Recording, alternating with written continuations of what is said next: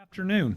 It's 5 o'clock, and like every day, we are now once again gathered together to give an update on the coronavirus, but also to recommit to doing everything it's going to take to protect those around us. And let's start the way we always start, by saying that we will get through this. We will get through this together. All right, so everybody, we will get through this. We will get through this together. One more time. It helps when we say it. We believe it and we know it, but it still helps when we say it. We will get through this. We will get through this together. And we will get through this because we will follow the 10 steps to making sure that we defeat this coronavirus. Those 10 steps, which we've tried to distill and make it easier as we go over every day, and which will, when James pulls it up, will be up on the screen. We're helped by James today, along with Virginia. I'm going to try to do them by memory. Our 10 steps are about, number one, engaging in social distancing. Social distancing is our most powerful tool to reduce our number of contacts and to ultimately reduce the spread of this virus and to ensure we have the healthcare capacity that we need. Number two is avoiding crowds, any size crowd.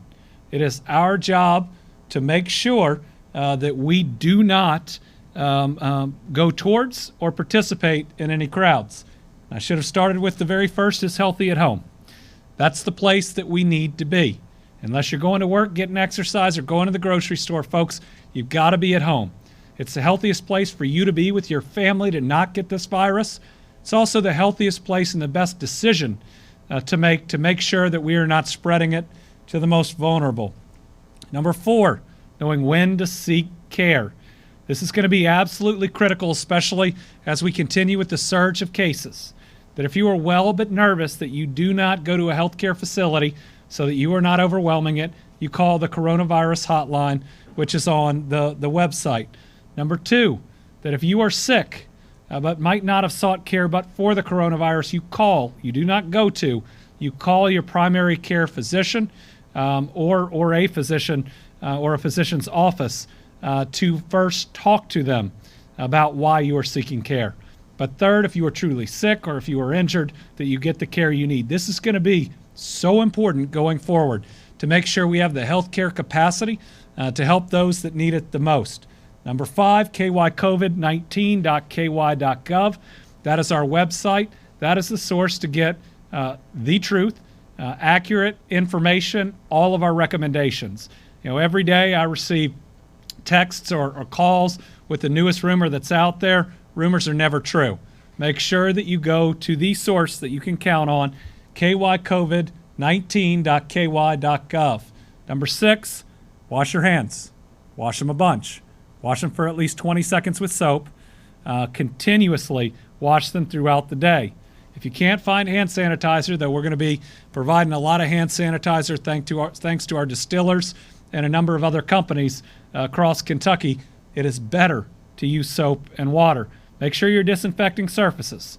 Either use something that you can get at the store or use the 1-100 bleach solution.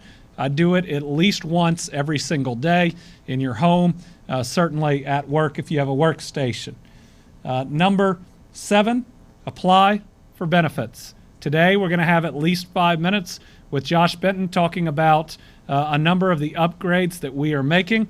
I'm going to go ahead and I'm going to ruin his thunder and say that last night we sent over 40,000 acceptances for benefits across Kentucky, many of which went to people that the website had originally told them did not qualify. So I'm going to let him explain what we're doing and where we're going. But for those of you out there, be patient with us. I believe that you will get results if you're patient with us, even a little faster than you might have anticipated. But we have a volume right now, first that we want, because we want to help everybody to get through it, but a volume we've never dealt with. And so work with us as we get through it. We're going to make sure that we take care of everybody. Number 8, prioritize your mental health. Now, we're in a key set of weeks and even a month And listen, the days are going to get long and the weeks are going to get long. But we got to come out of this strong, and we need you to be healthy at home, mentally, physically, and emotionally. Because I'm going to tell you, it's going to be a beautiful weekend again. And we cannot repeat last weekend where we saw a lot of crowds come together. And so as the weather gets nicer, I need you to be even stronger to make sure that we're doing what it takes. And we're going to talk a little bit today using some of the White House's projections about what that means here in Kentucky. Number 9, don't travel. Don't travel anywhere. Nobody ought to be traveling. It's not just our prohibition about other states. It's that the only traveling you should do is if you're going to work or if you're going to get supplies. Don't travel. Be healthy at home. And number 10, when you see something that's dangerous that's out there that could be spreading the coronavirus, let us know. All right, so those are the 10 steps to addressing the coronavirus. But I'm going to give you a +1, which is about what we need to do to make sure that we have all the help we need, or some of the help we need, coming out of this. And that is complete the census. Folks, if we are healthy at home, we have plenty of time to complete the census. After all this is over, the census and how many that we have sent back in is going to set how much federal aid we have in a number of key critical areas. We talk about your social distancing being your patriotic duty as an American and a citizen of the Commonwealth. So is the census. And this is going to make rebuilding and restocking and moving forward much easier if we have everybody, and I mean every household across Kentucky doing this. This will help. All right, so in these challenging and trying times, when we want to be mentally, physically, and emotionally healthy, one of the best things that we can do is model that behavior. That's why I've been asking you to use hashtags in filling up the internet and social media on the types of behaviors that we want to see. We've asked you to use the hashtags Team Kentucky, Together KY, Patriot, and Healthy at Home. And we need you to keep doing it. We need you every day to try to fill this up. Because as other people out there are looking at what their neighbors are doing, this is an important, positive, social peer pressure to try to make sure that we have everybody wanting to do the right thing, because that type of encouragement is going to get us the better compliance that is going to protect more people. So let's look at a few of the things that we have today, and then we'll move into some of the additional points we're going to make. Well, good. Woo. This. Me. Well, good. Through. This. These are some of our amazing Kentuckians. These are amazing children that are out there fighting every day to do everything that they can to defeat this coronavirus. Also, some that might be vulnerable if the rest of us do not do what we need to do to battle this coronavirus. And remember, we'd like to see videos of you saying it too. We will get through this. We will get through this together. We believe it. We're committed to it. And we appreciate these kiddos helping us to spread that message. Just a few more. We appreciate all the chalk drawings that are out there. And it's been amazing to see the art as it's grown. I will tell you that this positive example works. My daughter has been out doing it herself, about being healthy, about being together, about the things we need to do. Again, here are folks helping out with PPE for first responders. And let me say, the first responders appreciate this. They appreciate the meals. But the number one thing they would ask you to do is to be healthy at home. The number one thing you can do to help a healthcare provider, though we will take any PPE, but the number one thing that you can do is to make sure you're following all the rules and the recommendations, because the more this virus spreads, because people don't do it, the more our healthcare workers are exposed to it. And let me thank those healthcare workers. They are heroes.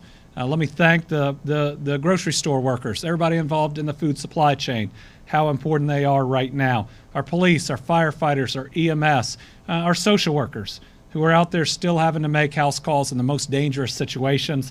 Thank you for what you're doing, and for so many others that know that they are likely exposing themselves to this virus, but are doing the right thing anyways. All of our folks that are making meals at schools or in other places, thank you for what you're doing.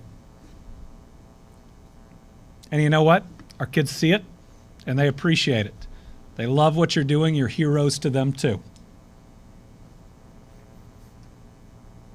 And this is something that I saw that hit me as a parent. I have the days where my kids so desperately want to do some things they can't do right now.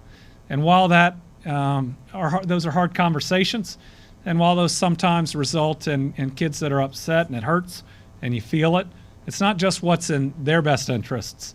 It's what's often in their grandparents' best interests. And so many that have gotten this virus aren't just in those senior years. It's everybody, and it can harm those in other age groups. We do need to remember that. All right, this is Woodford County Cooperative Extension Service doing two things that are important. Number one, they're wearing green. It's a color of compassion that we are wearing to honor those that we have lost. And number two, they're engaged in a virtual meeting. That's what we need to see. Every meeting needs to look like this. Again, here is a donation from Gray Construction of 3,000 face masks in the Lexington area for everybody who is helping out. Thank you, and keep looking. Keep looking. Every single bit of PPE, especially that is medical grade, every industrial N95 respirator that we can find, every single one of those will make a difference. And I'm asking any Kentuckian that has them to donate them. We're going to need them. And these are just more Kentuckians every day that we see coming together, lighting their homes up green, telling people that have lost a family member during this that they are not alone, and that we all feel for each other. When we lose a Kentuckian, it's a loss to all of us. Green, stick around and you'll see what I mean. There's a mountain top that I'm dreaming of. If you need me, you know where I'll be. I'll be riding shotgun underneath the hot sun, feeling like a someone. I'll be riding shotgun underneath the hot sun, feeling like a someone. We got two in the front. Thank you to the Glasgow High School softball team for, again, taking the time to do something like this, showing that you can be creative while this is going on, but also being a positive example for their peers of what we need during this time. So we are in the surge. We know we're in the increasing the escalation of our curve, and the next couple weeks, and in fact, this entire month is absolutely critical. We need everybody to give everything they've got during this period of time. Remember, we typically see the ramifications of how well we're doing about 2 weeks later. And I will tell you, our actions, our aggressive actions, and everything that you all have sacrificed is making a difference. It is making a difference, but that doesn't mean we don't have to dig a little bit deeper, especially during this period of time. So we got 3 primary ways that we attack this coronavirus, that we protect each other. Number 1 is social distancing. It's all these steps we're taking about being healthy at home, about shutting down forward-facing businesses to in-person traffic. It's all the sacrifices that you all are making. And this is the one part that is entirely in our control, where we as Kentuckians, without any help from the federal government or anybody else, can slow the spread of this virus, can make sure we have the healthcare capacity we need by decreasing the number of cases over time, or at least lessening them.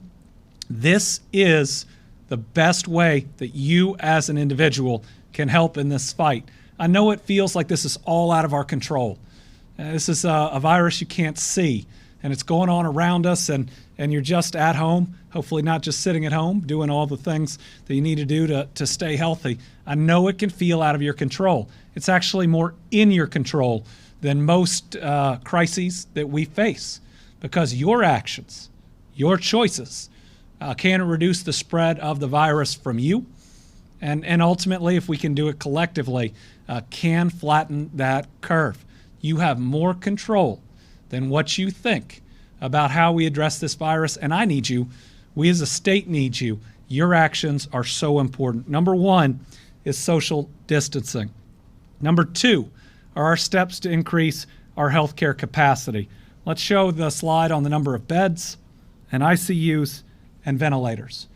This is one of the things that we in the Department of Public Health, the National Guard, our emergency management work on every single day. This is our numbers before we start working on them to increase that healthcare capacity. We want to increase that to make sure that when we see the surge, that we can help everybody who needs their help. On hospital beds, our current planning could have us growing right now.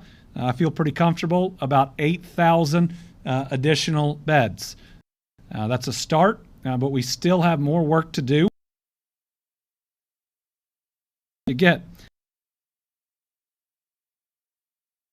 that we will get from hotels for more low acuity centers to help us increase that capacity. But we're working every day on that piece. Number two, and they're really connected, is ventilators and ICU beds. You know, the ICU beds have more things than they need than a ventilator, but the ventilator is really important to that. As I've said before, right now I'm comfortable that we've increased our ventilator capacity by about 70, but we're out there working on a goal of trying to double our number of ventilators. They won't be hospital grade ventilators, but we need to make sure we have what can work to help people through that period of time where they need it. So number one, what's totally in our control is our social distancing, the aggressive steps we're taking to reduce our contacts. Number two is everything that we and the healthcare community and others, the hotel community and others that we're going to ask, can do to increase our healthcare capacity. And number three is testing. Again, we are pushing, and we're pushing every day to try to increase our testing capacity. And overall in the state, our testing capacity has certainly increased. In fact, we are running an audit through the governor's office with outside labs on testing that's been done to date. And we don't have all of them in, but we can now confirm over 10,000 tests have been run in Kentucky, and we still have a number of labs to still come in. So that projection that we've been giving, we are certainly in that ballpark, and we hope to have very firm numbers. Hopefully tomorrow they'll be current as of today, but making sure that we have the right numbers to provide. We are working on everything we can to increase that capacity.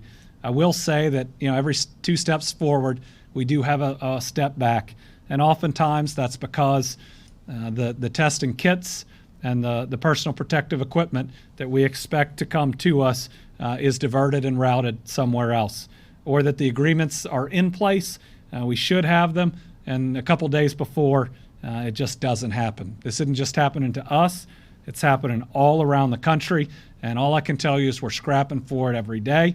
I hope here in the next couple days, though, to have a positive announcement about increased capacity thanks to a newer lab that is here in Kentucky.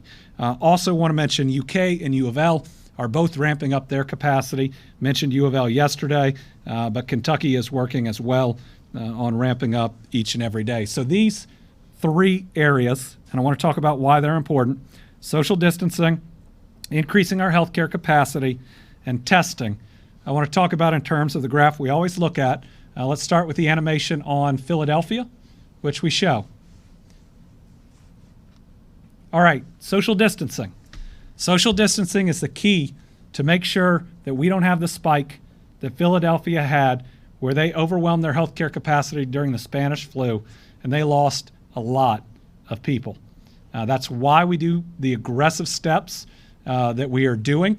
That is why we are engaged in the social distancing. This is why we're making the sacrifice that we are making, and so many of you are making. Social distancing is how we prevent this. Let's show St. Louis.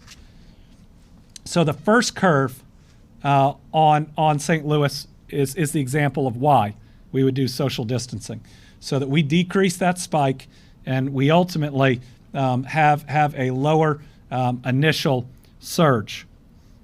Healthcare capacity and increasing it is how we try to protect our people when the surge that we are in the middle of, and we don't know exactly how large it will get, it's all projections, but that we have enough beds for the full amount that we are going to increase. So our goal is to increase our healthcare capacity if we put it on a line that is above the surge that we expect to see. And then the testing, which we want to continually ramp up, but I will say it's going to be very important to try to do everything we can, and this is why Louisville's important, to reduce any spike or any reemergence that we see in the fall. Our hope is, at least by that time, that we will have the ability to identify, to isolate, and to contact trace in a way where that next bump that we have seen, that we can reduce much in the way that Louisville was able to reduce that final bump. So those are three critical ways that we address this, and hopefully that shows you why each one is so important. And let me mention that it's serious. I think we all know that now. Yesterday with our number of deaths that we had, I think we all know that. But I want to show the graph that the White House used the other day for the United States, where they showed a set of numbers. Let's do the bump where they predicted potential fatalities in the United States with and without social distancing. So this is what the White House showed the other day. And I will tell you that while we are still working on our modeling, we think that this is a somewhat optimistic scenario. Our concerns are that this virus can spread faster than this, and its toll may be greater than this. But this is the projections that they put out. They do have a lot of great scientists that are working for them. But I think that my concern, and many states' concerns, is that perhaps this is almost an optimistic scenario. Still, look at, first of all, the number of deaths without social distancing that would be expected under their model in America. And remember, not everybody out there is engaged in social distancing or significant social distancing right now. And look at their rate and what it would mean. And this is with significant social distancing for what the White House put up all over the country. They predict 100,000 to 240,000 deaths. So while we're still working on our modeling, which is going to have different assumptions and different projections, I want to just show you with the White House's numbers what that would mean for Kentucky. So based on their numbers, and without taking into impact the overall health of our people, but just based on our percentage of the population, this is what that would mean. That if we had not taken the steps that we have taken, if we had not done the social distancing that we are already doing, under the White House's scenario adjusted by population, we'd be looking at 21,000 to 30,000 lives lost in Kentucky. Now, according to their math, with our social distancing, if we do it well, we'd be looking at 1,300 to 3,200. Now, two things about this. Number one, we believe that their modeling might be an optimistic scenario. But number two, I'm committed that we can do better on our social distancing. Even though when we were able to provide our modeling, I believe that our numbers will be tough for people to see. I'm convinced that they are only a prediction, and that we as a people are tough, we are strong, and we are committed to do what it takes. But I, at least under this scenario, want to give you the reason that we're doing all these things, is that we're looking out for 1,300 to 3,200 Kentuckians that we love and that we care about. And so our decisions are critical. And when we make those decisions to treat a grocery store as a a social hour, when we make the decision to come together when we know we're not supposed to, that's the difference when we jump from the social distancing that's here to the no intervention, and we ultimately put more people at risk. So, folks, this is real serious, and I know you know that. We otherwise wouldn't have taken the steps that we have taken. I know you were ready for a slide like this, and you'll be ready at a later point when I show you a more pessimistic model. This is why we are doing what we're doing. We're ready for it. I know we can breathe, and I know we can commit to beating any model that we put out there. That's the type of people that we are. And I want to take a moment to talk about what happens when we don't engage in social distancing, when people violate the rules and the recommendations that are out there, and not only the harm, but the significant harm that it can cause.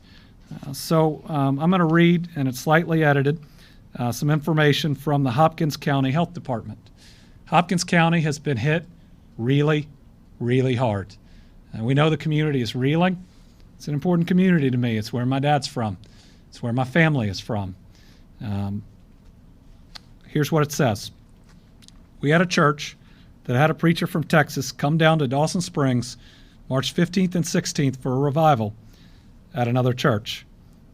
When he left, multiple families were sick. Church placed a post on social media that those people did not have the corona, they just had the flu. According to several people interviewed, they were encouraged not to self-quarantine and still come to church. They did not practice social distancing at the revival. Hopkins County now has 24 cases, hundreds of contacts, and 2 deaths with an epidemiological link to this revival. We've additionally had cases in Muhlenberg, Clark, and Warren counties related to it as well. Also, we have a nursing home with a case, a business with a potential outbreak from this one revival, a healthcare facility, and an ambulance service that has had multiple personnel affected, and we closed a hospital unit and opened up a COVID unit. This is spread throughout our community. So to anybody that is not listening to the recommendations, to anybody that's still trying to hold, it's not just a service, but a meeting. Notice what one meeting can do, and it spreads far beyond those that are there. Let me say, I think the folks in Hopkins County are doing an amazing job in combating the coronavirus. The judge executive and the mayor of Madisonville do an update every single day. I think they've been communicating well, and they've been communicating effectively. The public health department, the healthcare facilities are all working really hard. But because a couple of leaders in a different part of the community decided that they were going to ignore the guidance, they have put the entire community at risk. You can't be doing that. You absolutely can't be doing that. The ramifications when we don't follow this end up being widespread, and they hurt people that didn't make that choice. It didn't make that choice. And they potentially cut down on the resources to protect other people. So let's do better. Let's be better. And let's make sure that we're responsible in the choices we make to protect those around us. All right. So today's update is that we have 93 new cases today. And let me say that while 93 is a lot of cases, this is less than yesterday's. It doesn't represent a doubling of the overall number in the time frame that we're seeing in other states. So again, while we don't want any new cases, we know that there are going to be cases. But our rate of increase is lower at the moment than anticipated. And that's a good thing overall for our healthcare capacity. But we can also at the moment confirm 2 new deaths, and those are from a 60-year-old male from Davis County and a 76-year-old female from Hopkins County. I'm told Louisville announced one today. We haven't been able to confirm that.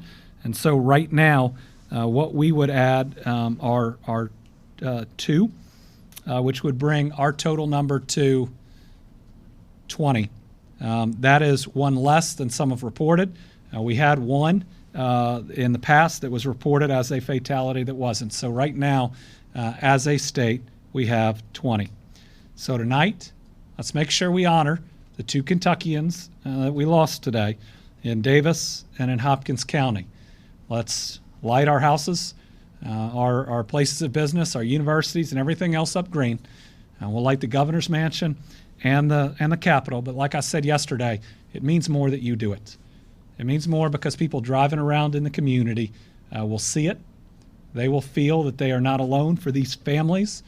They will know that we feel, and we want to take a little bit of that loss off their shoulders and help them to get through this at a time where we can't go over to their house to try to help them through it.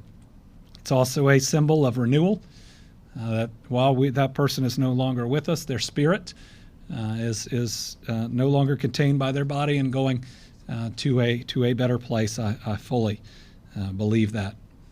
Of the 93 new cases that we have been able to confirm, 31 are in Jefferson, 12 are in Fayette, 8 are in Harrison, 8 are in Davis, 5 are in Kenton, 4 are in Warren, 2 are in Clark, 2 Pulaski, 2 Montgomery, 2 in Henderson, Madison, and Bourbon, and then 1 in Spencer, Hardin, Jessamine, Lyon, Christian, Menifee, Oldham, Nelson, Franklin, Anderson, Callaway, and Breathitt.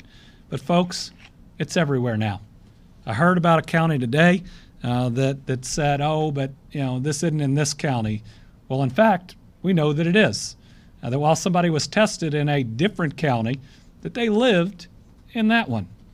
And so if you hear from anybody that the coronavirus isn't where you live, it is. But all that means is everything we've been doing is important. And let me thank our mayors, our judges, our magistrates, our sheriffs, and everybody else, because in numerous places that haven't reported their first case, I see you already taking steps. And if you're taking steps to cut people's contacts, I got your back. It's exactly what we are asking you to do. But I know that your people are also going to understand and to support it. What you as Kentuckians can do to help. Number one, support your local businesses, order takeout. If you have local retail that is closed to in-person, if you can order from them and pull up on the side, please do everything you can to help people to get through this time. Number two, ring your bells at 10 a.m. I've loved seeing this out there on social media. I love how it's expanded beyond anything we could have ever thought. I'll tell you that our receptionist in the governor's office walks out at 10 a.m. every day and rings the bell that she brings right there in the Capitol Rotunda. Number three, follow the rules and be a good neighbor. I've said before, this is a test of our humanity. It is. Will we give up a little bit of what we like to do to protect people that we probably don't even know, but knowing that by not doing it, it could risk the life of another? That is our challenge. That is our question. I know we're going to answer it the right way. I know we're going to live up to that challenge. Use the hashtags Team Kentucky, Together Kentucky, and Patriot Healthy at Home, and set a positive example. And if you are able, help out with the Team Kentucky Fund. We have a video today from Coach Mack, the U of L basketball coach for the men's basketball team. We appreciate him sending this in. Hey Card Nation, this is your head coach, Chris Mack. I trust that you and your family are staying safe during this unprecedented time that we're all experiencing, the COVID-19 pandemic. Many of our friends, neighbors, relatives are experiencing some of the toughest times they've ever had through the loss of employment. That's where I'm asking you to be a great teammate and give to the Team Kentucky Fund, set up by Governor Beshear and administered by the state of Kentucky. Your 100% tax-deductible donation will go directly to those families that are mostly in need to help them buy groceries or pay rent during this awfully tough time. Please join me in going to donate.ky.gov. That's donate.ky.gov and give what you can. In the meantime, I want you to practice safe hygiene, make sure that you're keeping socially distant. And at the same time, if you're sick, by all means, make sure you stay home. March is usually our time to shine. Join me and Kentuckians around the state in doing that once again. Go Cardinals and go Team Kentucky. All right. Thank you to Coach Mack. And I also just want to mention that if you've seen social media, you know that Coach Mack is currently out of state. He has agreed to self-quarantine for the 14 days when he comes back. And what an example that sets. And if he's willing to do it, we all ought to be willing to do it. Next thing that you can do, get ready for this weekend. I'm going to tell you it's going to be beautiful outside, and we cannot have a repeat of last weekend. And we have had good partners in getting out the information we need from our partners in the media, and we appreciate you. But I got a challenge for you, and I need your help if you're in the media this coming weekend. I'm going to ask that every single reporter, anchor, otherwise that's out there, makes a video for their social media before this weekend, encouraging social distancing, getting out any personal message that they want, because every single one of you has a different following that is out there. We cannot let a beautiful weekend ultimately harm the people around us. You all communicate for a living. We've appreciated everything you've done. My challenge to you, and you got 2 days to do it, is to get that message out. Let's blanket it across the Commonwealth. If you want to speak directly to the region that you're in, that's great too. There is no script other than speaking from your heart and working to protect the people around you. All right, next topic we're going to address is unemployment and unemployment claims. We've got Josh Benton. He's going to do about 5 minutes because you're right, we've received a number of complaints because we haven't been able to move fast enough. That's on us. It's an unprecedented time. It's an amount of claims that we've never seen before, but you know what? It's our job to fix it. And it's Josh's job to fix it. So he's going to come up and tell you how we're doing that.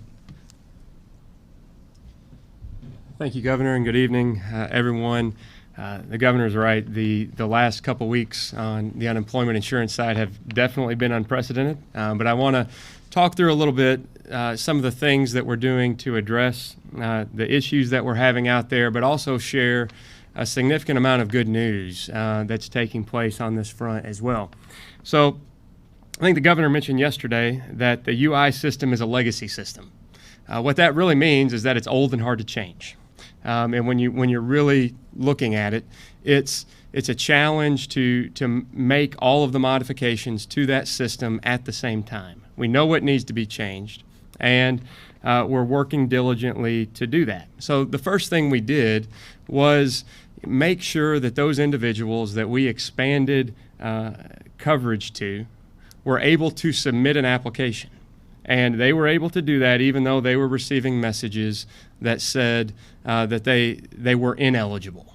We were able to capture that information and process it behind the scenes.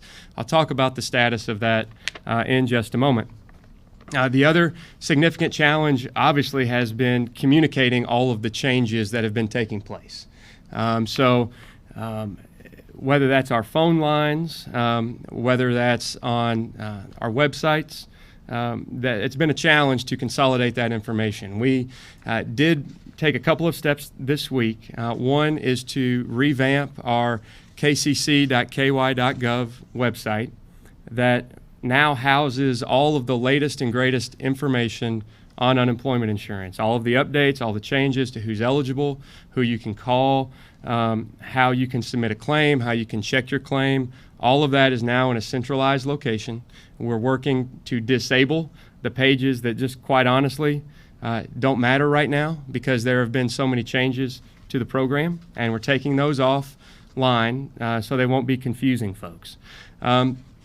The other, which I think has been the biggest communications challenge, is our phone lines. Typically, day in and day out, we have 12 people in a normal situation that take about 1,000 to 1,500 calls a day. Obviously, that's changed over the last couple of weeks. We've increased staffing. We're well over 120 staff on the call center line now. But in the past 3 business days, we have received anywhere between 80,000 and 200,000 calls on that line. And it's, we know, causing backlogs and hold times that none of us want to see. We're working with additional vendors to come online with us so that we can have a variable call center workforce to help answer the calls, answer the questions as best they can, and get people pointed in the right direction. We know that that's an issue, and we're working every day to solve it. In addition, on the call center, I think just some requests for those out there. Now that we've centralized the information on our website about eligibility, I'll talk about some other changes here in a minute where you can find information. Also, we have the latest and most up-to-date information going out on our social media platforms, both through the Kentucky Career Center and the Education and Workforce Development Cabinet.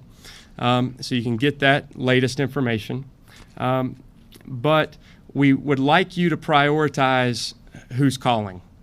There are some people that need to talk to someone to be able to file their claim. Those people are individuals who need to reset their claim or reset their PIN, or it's someone who might be having trouble with the online application that needs assistance. That can be a variety of issues, whether it's technology assistance or in some cases there might be a disability involved where we need that person to call in and communicate with us so we can help them file their claim. So we want to prioritize those groups of people. Those are the ones that need to be calling. We need to be able to communicate with those folks over the phone.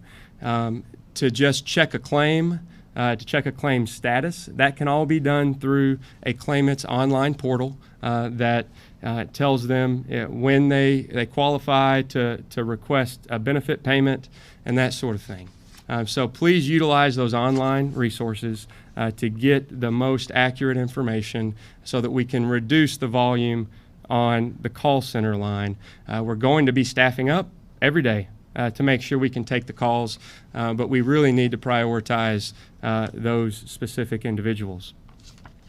The second piece, as I alluded to, was our system, the legacy system, the old and hard to change system. With all of the changes, we had to prioritize what we changed first. And so what we did was we prioritized being able to capture the information of specifically individuals that don't typically qualify.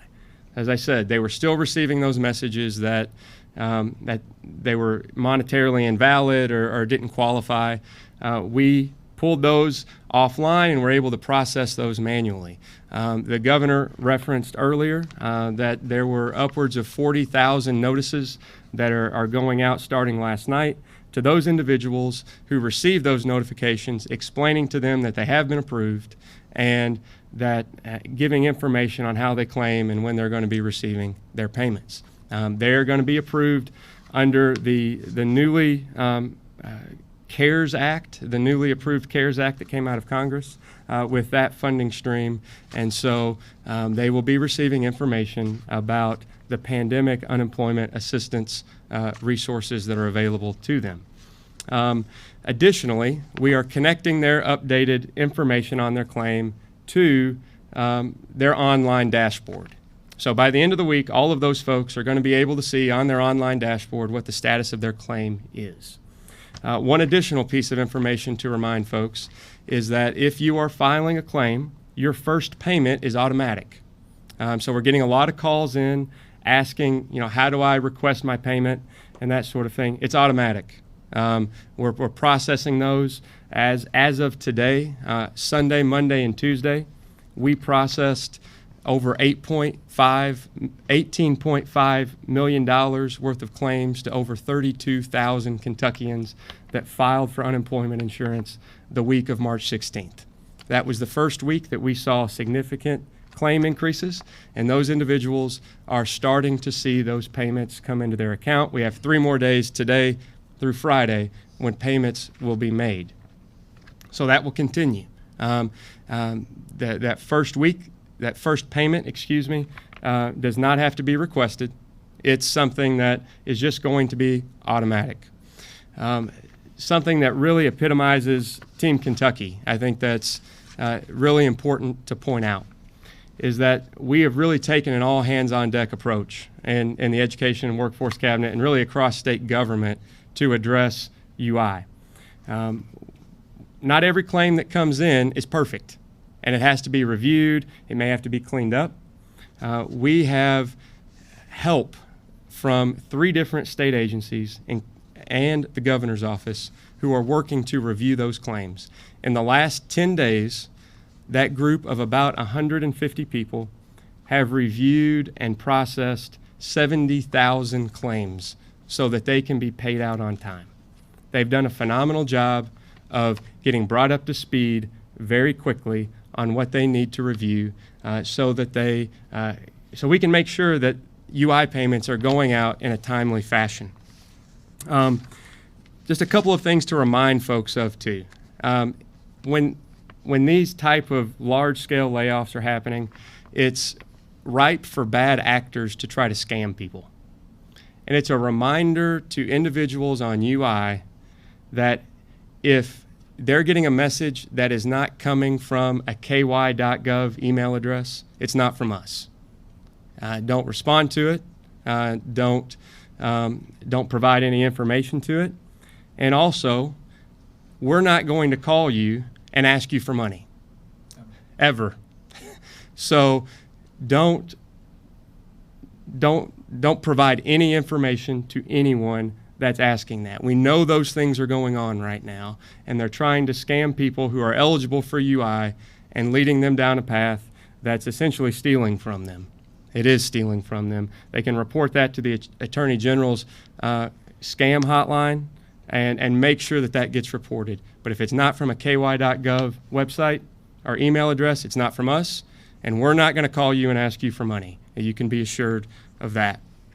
So a couple of additional things just for everybody to keep in mind, because we're getting a lot of questions on these things as well. I mentioned the CARES Act.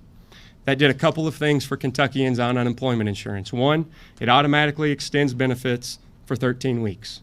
So if you are on unemployment insurance right now, or you're about to be, or your claim was exhausted on or after January 27th, you will receive an email from us explaining how to reopen that claim and extend it. So that's coming. It should be coming by the end of the week. In addition, the additional $600 a week that is going to be added to everyone's claim.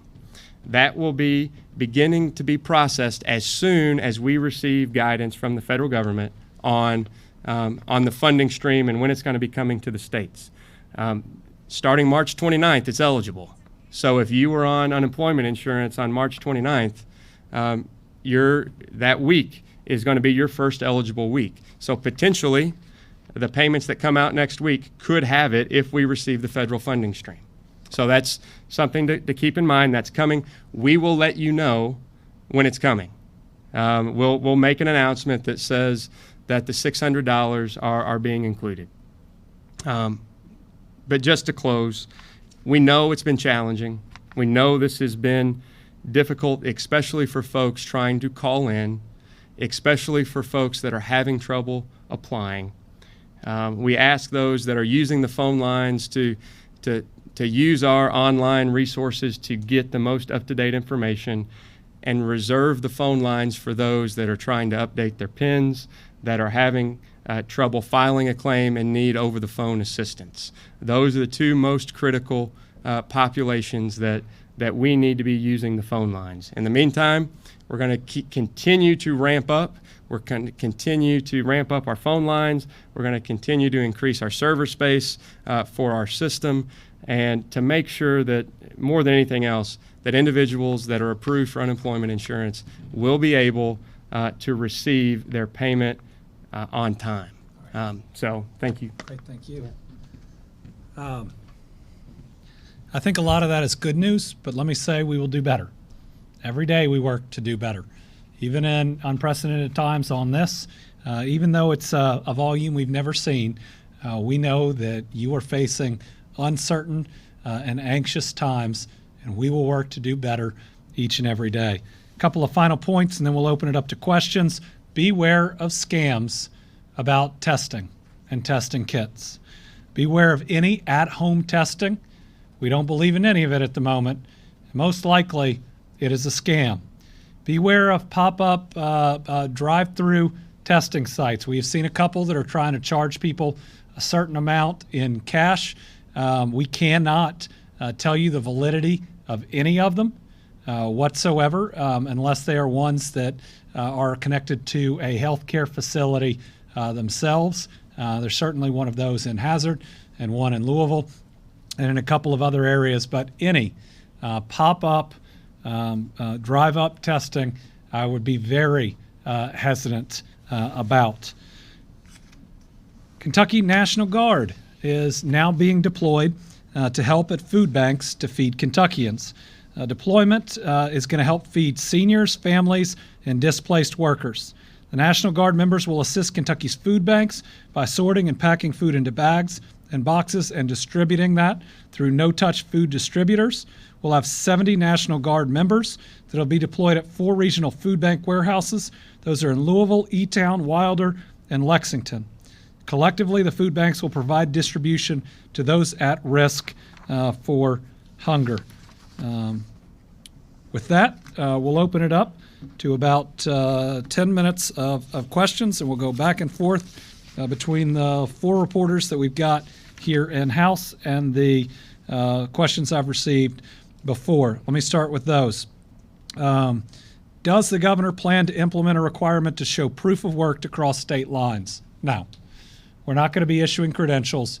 We are relying on Kentuckians to do their duty, to only travel across state lines for the exceptions that we've put out there. Those are to go to work, to care for a loved one, to shop for groceries, or pursuant to a court order. Those should be the only reasons. The state has seen a decrease in referrals and calls to the child abuse hotline since schools closed. Are we concerned about child abuse going unreported during this period? Yes, we absolutely are. We know the most vulnerable are even more vulnerable during this time. So we need those that see it to report it. Remember, reporting child abuse isn't just your moral obligation, it is your legal duty. What can you say to those businesses, particularly those that haven't taken extra steps to protect employees? You have to. You have an order in from this governor, from me, that says that you have to engage in social distancing following the CDC guidelines, even if you are a life-sustaining business. You have to. If there are businesses that haven't taken one step, that is a big problem, and they're going to face big problems unless they start taking those steps and protect their employees. Yes? The White House projections Mike. Up to 240,000 deaths with full mitigation measures. That's a stark number. Can you tell us about the models you're looking at that lead you to believe that's an optimistic scenario? The question is, we showed the White House numbers on what we would face if there was no mitigation versus if there was social distancing. We see this as a very fast-moving virus, preying on especially those with heart, lung, kidney disease, compromised immune systems. I think it's not just here in our state, but in other states. The heads of public health, the commissioners, and others, see this as an optimistic scenario, and that's hard. That's hard to stomach when you look at some of those numbers. Now, I don't want to criticize the White House for it, because it has led them to take the steps of extending their guidance out through April 30th, and that was a good move. But as we share our modeling, I think it's fair to say that we think the danger is greater than this. But I also believe that our ability to impact it isn't shown in this graph. So this is just kind of the general social distancing that they would expect in the country. I think we can do better. I think we already have orders in place that would lead us to do better. And we could get everybody on board. No more of what I mentioned in Hopkins County with what they're dealing with. That's how you move from the social distancing to the scarier and more deadly graph.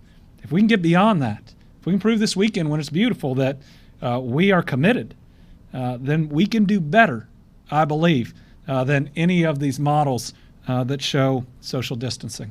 Joe. You mentioned the group in Louisville that's doing pop-up testing sites. A lot of people think that's fraudulent or scam. Is any law enforcement looking into actions there? And what specific steps does a company or group have to do to have a pop-up site? Do they have to go through the state on that? So the question is about a pop-up site in Louisville today. At least what I read about it was trying to charge $250 in cash. Yes, I believe law enforcement is involved with that, at least initial reports. And I don't know if it was that one or another, because there have been two that have been talked about. One closed down in one location and opened up in another. Any testing that's going on in Kentucky ought to be working with our Department of Public Health. There are regulatory requirements of that. They have to get testing confirmed by it, and our public health should know about any of these that are popping up. Do you want to add? Let's ask Commissioner Stack to come up.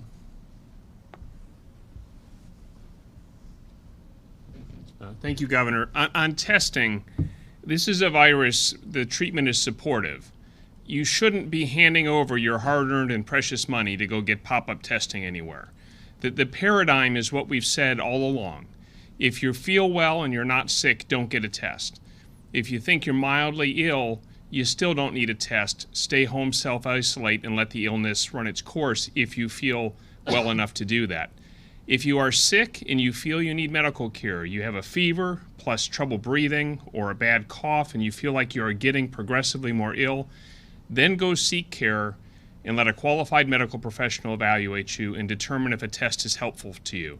This is not a situation, particularly when you're facing so many other sacrifices economically, where you should hand over your hard-earned money to go pay someone to get a cash-based test. Please don't do that. It's not going to help you, and it's going to waste your money on a thing you don't need. But if you need care, call by telemedicine or by telephone and seek care from your medical provider. Or if you really feel ill, seek care at a healthcare provider, but do try to call them first unless you really feel you're sick enough to need care. But please don't hand over your money for these tests. Thanks, Steve. Phil? You talked about like Lowe's, Home Depot, places like that. I know we've been getting some calls. People emailed me personally wanting to know, and we reached out to the Walmarts, the Dollar Generals, places like that. Right. For similar conversations. So the question is, I talked before about reaching out to Lowe's and Home Depot and talking to them about their crowds, and I do believe we have seen additional steps, and I believe we've seen better compliance, not just the stores trying to push better compliance, but better compliance by people going into those stores. And, yesterday we ended up with 7 deaths, and hopefully that woke people up too. And what we showed today, I know we can take it, but it reminds us that not obeying not following the guidance can have real ramifications. We talked to Walmart yesterday about the same. They are taking steps. We asked them to take some additional steps, and they're going to do that. Haven't reached out to the Dollar Generals yet. We need to do that, and we'll get on that. A couple more written ones. Does Kentucky anticipate using the use of antibody testing and subsequent plasma donations in preparation for the uptick in severe cases, hospitalizations? I know that there are some healthcare facilities that are testing that now. We still don't know if that is going to be a valid way to fight this coronavirus. We are watching what comes out of the science. But some of the talk about this and some other things is beyond what we actually have the scientific knowledge on. Can the state provide ballpark figures of how much PPE we currently have on hand? We're working on a way to index that on a daily basis. It changes so much on a daily basis, from purchases to donations. I can tell you that right now it is harder than ever to make the purchases of PPE in this country. It is harder to get masks, and it's harder to get other things each and every day. One of our goals is to be out in front of that next part of PPE that is hard to get. Now, let me say that one of the reasons that social distancing is so important is that if we can flatten our curve, if we can stretch it out while other places like New York and New Orleans and others have peaked, there may be the opportunity that there is more availability out there, whether it's for that or for ventilators, if we can make sure that our peak is later and smaller than other people's. So every day that we do what we need to do, it buys us also additional time to make sure that we have what we need. But also it's our challenge. I mean, test kits, swabs, masks, gloves, gowns, they're all difficult to procure right now. And most everything that we see coming into the country is going directly to FEMA, or FEMA is getting. And most orders that we have, even when they are on contract related to the federal government, come in much smaller, even with other entities than we would like. Yes. Question on. Hold on. It's my turn. Oh, come on. Hey, first, yes, it's your turn, but we don't need to be shouting down on each other. We'll all have time. It's 6 o'clock. So you previously reported the death in Fayette County that turned out not to be something. Right. Could you explain what happened there? But there's, that's part of the regular trend that we're seeing where the states keeping track of cases a little bit slower than what we're seeing elsewhere, and there have been some underreporting, misreporting. What is the process that you have in place for tracking all of these cases? Well, the question is on. We were able to obviously announce today that one previous death we'd reported was not accurate, and we've reported some counties that have had that we reported as positive that weren't positive. What we have is we have epidemiologists that gather this information when it's reported by labs or it's reported from our local health departments. But we have how many local health departments? 61 in Kentucky, and that communication is coming in to different epidemiologists. We have over 15 labs that are reporting now, and that comes into our epidemiologists. And they are working shifts and hours that they have never been asked to work before. And we're trying to provide updates every 24 hours. The data we're going to do the best we can with. We're going to admit when there's been a mistake in it, but it's just what it's going to be as we move forward. My goal is to try to be transparent in what we know when we know it, and to provide as much as we can each and every day. We are conducting an audit out of the governor's office right now on the different labs out there and getting their total number of tests that they've done and their total numbers of positives. Again, that information is only as accurate as what we are told, which is one person on the phone talking to another person on the phone. And especially as these rates climb, we're going to see even more parts of the data that we have to change over time. Sometimes we get someone that calls us and tells us that they have a positive case that we haven't gotten in yet. We try to include that in our evening update, and afterwards they call and say, we were wrong, it was negative. That happened with one that we thought was in a nursing home. So we just do the very best that we can, and we'll try to correct it each and every day to give you the best numbers that we can. Mike. Question on PPE. Many governors have expressed frustration of having to compete with other states and even compete with FEMA. I think I know your answer to this, but do you share those frustrations? And also, is there a better way to do this? Should the federal government step in and purchase these supplies? It was a two-part question. First, am I, like other states, frustrated by the system where we're having to compete with other states and especially the federal government to buy PPE? Yes, absolutely frustrated about it. I want the very best for our people. I want to have everything that we could need for them. I know that every day that we can't get it, that we're putting people's safety on the line. Yes, it is a major problem, but we are not alone.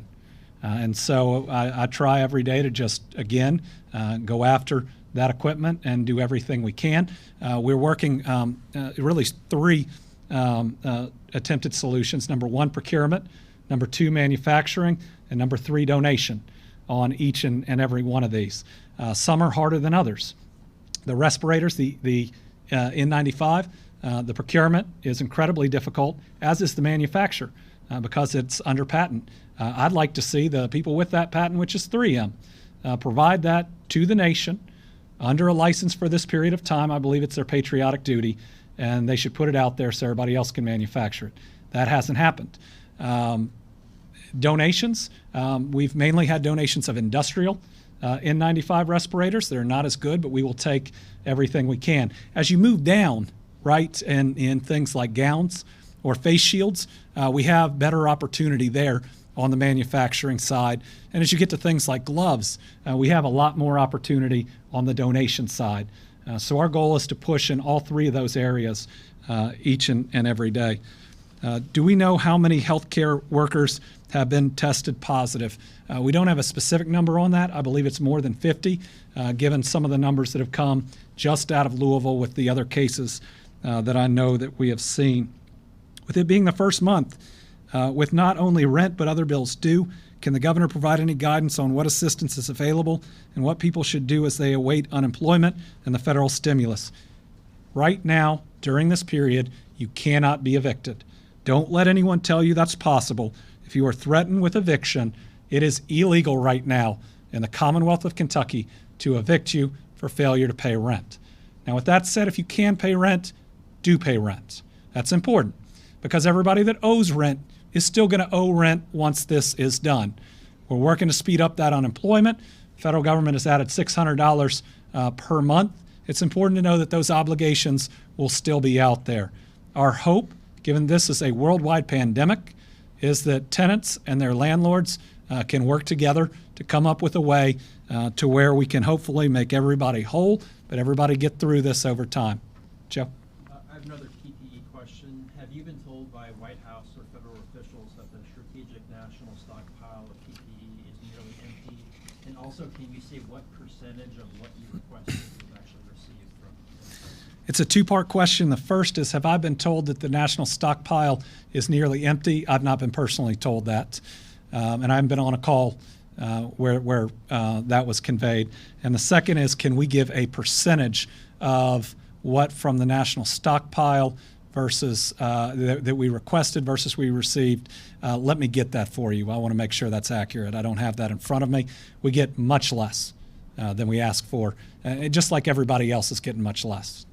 The Washington Post reported that you got more than you requested. Is that false, or is that true? Oh, we've made request after request. No, we have certainly not gotten more than we requested. We at one point got a shipment that was helpful, but much less than we would ultimately need. But we and every other state are making requests each and every day, and not to pile on the federal government again. 4 months ago, none of us knew that we would face something like this, and so I believe everybody is scrambling right now. Do you have a comment on the study from the University of Washington that attempts to project the number of hospital beds that will be used and the number of deaths in Kentucky and other states at the peak of the COVID-19 pandemic? I want to wait until we're able to present our modeling. I believe if we compare the White House's assumptions versus that the White House's assumptions are higher. I believe in what we saw as what we could see at a peak in terms of deaths in Kentucky.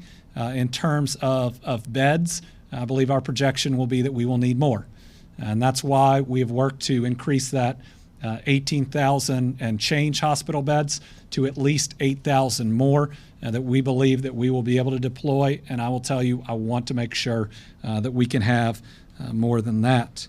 I was wondering if you can give me an update on the status between the State Health Department and the University of Kentucky to produce some specific modeling.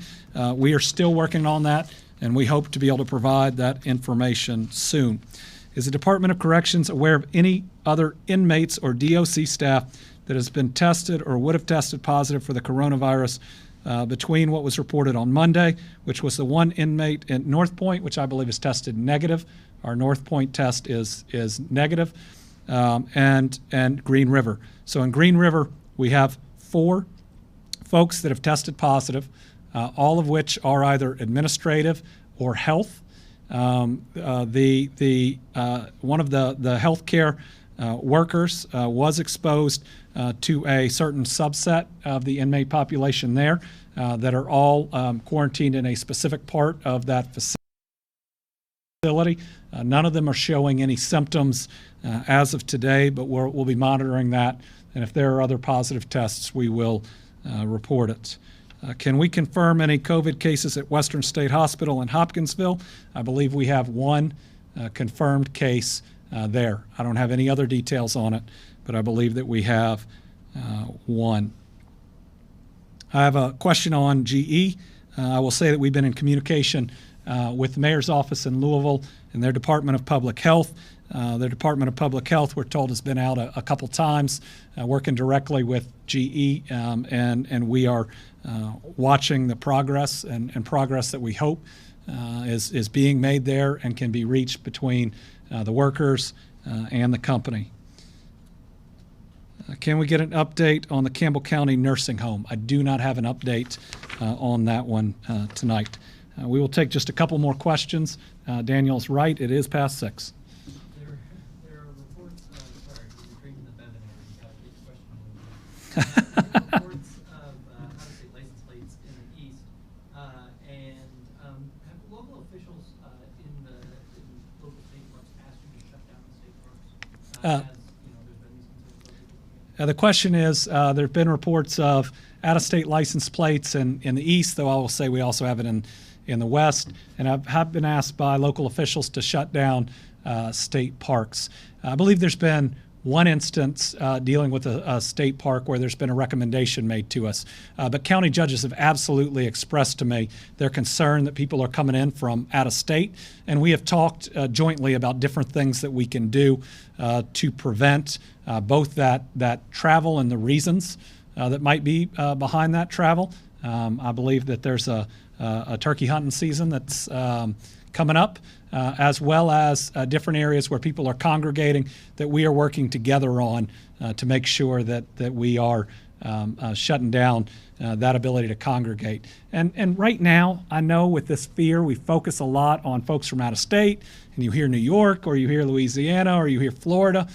We shouldn't have anybody congregating, right? We should be just as worried about any other Kentuckian that's coming together in a group like that. And I will tell you that this is a moving target, and I'm glad that we hear about those concerns, because it means our local leaders are really engaged, and they are. When I say there aren't Democrats or Republicans, they're just Americans versus a coronavirus, I see it in those calls. I see it in their actions. I see it in their concerns.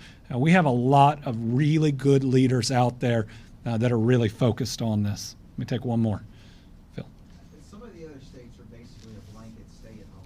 Are you considering anything like that as well? The question is, some of the other states are a blanket stay-at-home. Are we considering that as well? I believe when you actually look at the orders from those states, what you will see is the exceptions that they have are the same ones that are really allowed by our orders. The only thing that we're not doing that a couple of states are doing is claiming that it's a misdemeanor to be outside of your house for any but a couple of reasons. That's not how we get where we need to go. We believe that our healthy at home model, and healthy at home is what we should be. When you say this term, shelter in place, it's like you're hunkered down in a way that is not going to be good for your physical and emotional and mental health. Healthy at home talks about all the things that you can do, not just what you can't do. It's the ways that you can reach out to people through digital and other means.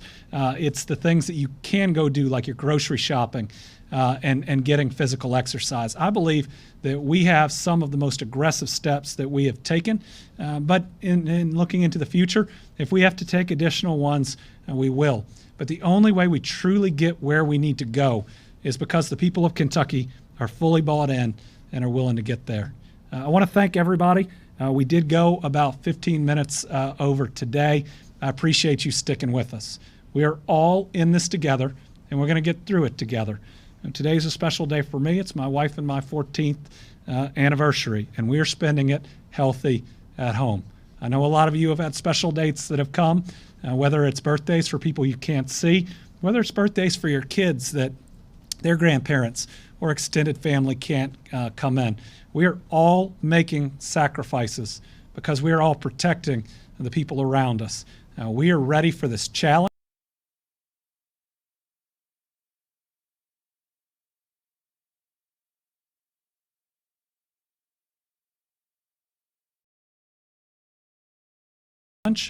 We got to be committed to doing better than any and every model that we put up there. We are all responsible for our own actions, and it's our duty as Americans and as Kentuckians to protect. Thank you, Virginia. Thank you, James. And if we can accomplish this,